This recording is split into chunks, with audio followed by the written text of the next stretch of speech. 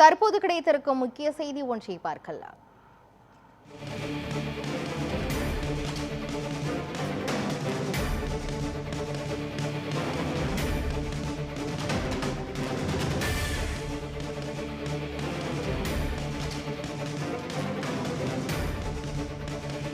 மத்திய அமைச்சர் ராம்தாஸ் அத்வாலே தலைமைச் செயலகத்தில் தமிழக முதல்வர் விஜயை சந்தித்தார். தலைமைச் செயலகத்தில் முதல்வர் விஜயை மத்திய அமைச்சர் ராம்தாஸ் அத்வாலே சந்தித்தார்.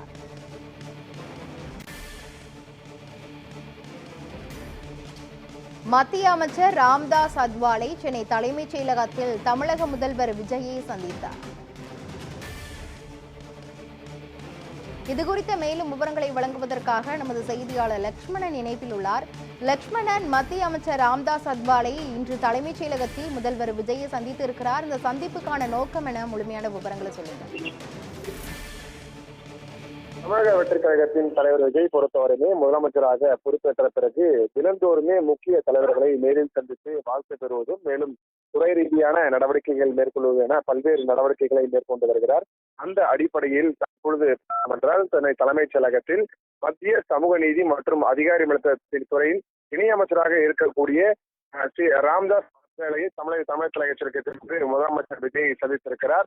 குறிப்பாக இந்த சந்திப்பு நிகழ்வானது மரியாதை நிமித்தமாக இருக்கக்கூடும் எனவும் எதிர்பார்க்கப்படுகிறது. ஏனென்றால் அவர் முதலமைச்சராக பொறுப்பேற்ற பிறகு ஒவ்வொரு முக்கிய தலைவர்களை மத்திய அமைச்சர், மத்திய இணையமைச்சர், இது மட்டுமல்லாமல் இவர் நேரடியாக டெல்லிக்கு சென்று பிரதமர் மற்றும் ஜனாதிபதி உள்ளிட்ட முக்கிய பிரதிநிதிகளை சந்தித்து வாழ்த்துக்களை பெற்றார். அந்த அடிப்படையில் பார்த்தோமென்றால் தினந்தோறுமே தலைமைச் செயலகத்தில் ஒவ்வொரு துறையின் தலைவர்கள், இது மட்டுமல்லாமல் தனியார் நிறுவனத்தின் இயக்குநர்கள், மேலும் அரசு அதிகாரிகள், மேலும் பல்வேறு கட்சியின் மூத்த தலைவர்கள் நேரில் சென்று வாழ்த்துக்களை தெரிவித்து வருகின்றனர். அந்த அடிப்படையில் தான் தற்பொழுது மத்திய அமைச்சரும் இந்த சந்திப்பு நிகழ்வானது நடைபெறுவதற்கான வாய்ப்புகள் இருப்பதாகவும் கூறப்பட்டிருக்கிறது.